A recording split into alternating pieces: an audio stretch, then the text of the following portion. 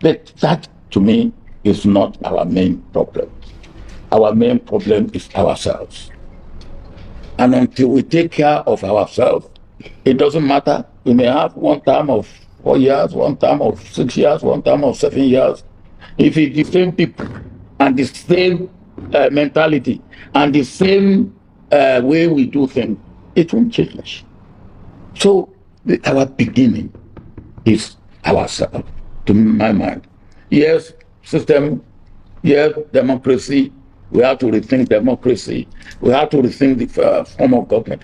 What is the character of the people that are in government? With all due respect, most of them should be behind the bar. And that is the truth. Most of them should be behind the bar. Some should even be in the gallows. Now, if these are the people that are ruling us, then what do you expect? It doesn't matter whether you make, whatever you make it will not. So the point is that the character of the people that are coming to government, their attributes, the sort of people, who are they? In my own part of the world, even when you want to give a daughter to marry, you say, hey, we have, for instance, something in our constitution called federal character. Has federal character pointed out or taken up any government in this country that, look, what you have put together is not federal character enough? Have they done? And then, have we got federal character in all the cases that we have had? And yet we have a federal character commission which is constitutional. So, what are we talking about? Look at, in your own case, with all due respect, you are not supposed to fix your salary or your allowances.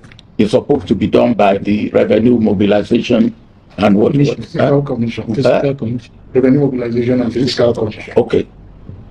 But you decide to pay yourself the allowances that you give yourself, newspaper allowances, pound allowances, cheating allowances, to give yourself all sorts of things, with all due respect. And you know it's not right. It is not right. It is not right for me to be the one to determine what I pay myself. It's immoral. And then you are doing it. The Senate is doing it. And you beat your chest. And in some cases, even the executive give you what you are not entitled to. You all got 200 million naira.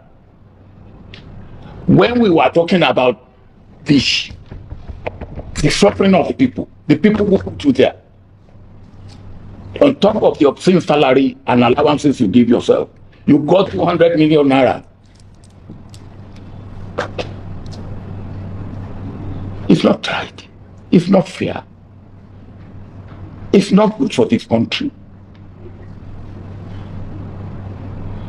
So, this is the thing we have to do. How do we ask people to suffer? And those people who are suffering, please bear with us when you are not showing any sacrifice. And I'm not showing any sacrifice. You are what you are. I am what I am because I'm a Nigerian. Those people out there are Nigerians. They are entitled. So let us look at things that way. For me, that is what we have to do. And as I've said, and I will keep saying it, we are all sitting on a keg of gunpowder, all of us. If we continue to do what we are doing, which is disregarding the interest of the common man. You talk about the refinery in your opening remark. I went, when I was president, I went and called Shell. I said, Shell, look, come and help us. Run the refinery. Take part. You can take 10%, you can take 20%, but come on. They said no. I said, okay, all right. if you don't want to take equity, come and run it for me. They said no.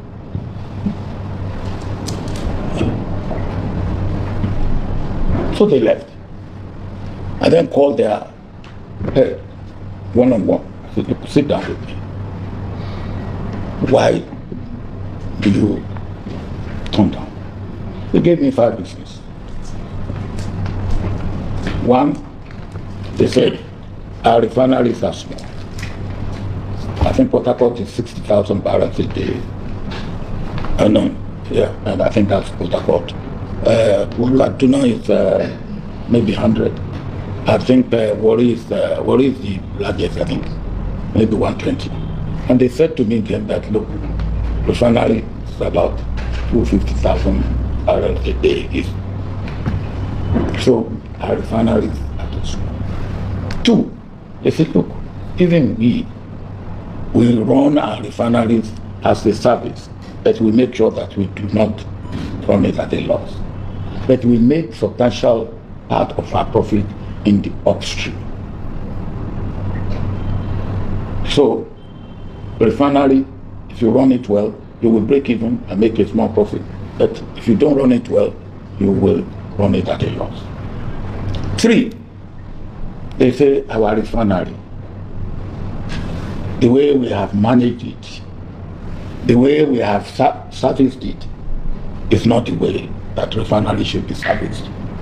So they don't want to get involved in that.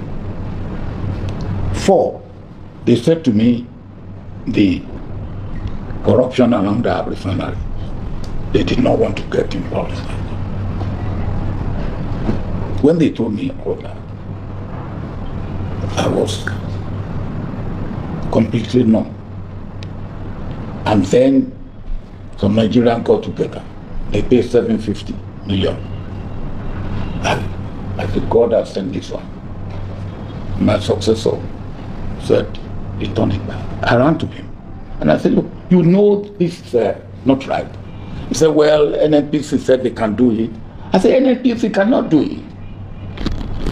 NNPC, I think you are investigating $1.5 billion that NNPC has spent on refineries since then, and the refineries will not work.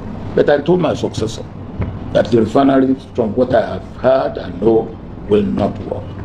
And when you want to sell it, you will not get anybody to buy it for $200 million as scrap. And that is the situation we are in now. So why do we do this type of thing to ourselves? NNPC knew that they cannot, but they knew that they can eat and carry on with the corruption that was going on in NNPC. And when people were there they put pressure. In a civilized society, those people should be in jail. Why do we do this to ourselves? And that is NNPC. Take anything. National Shipping Line, the story of it. Nigeria Airways, the story of it. Why do we do this to ourselves?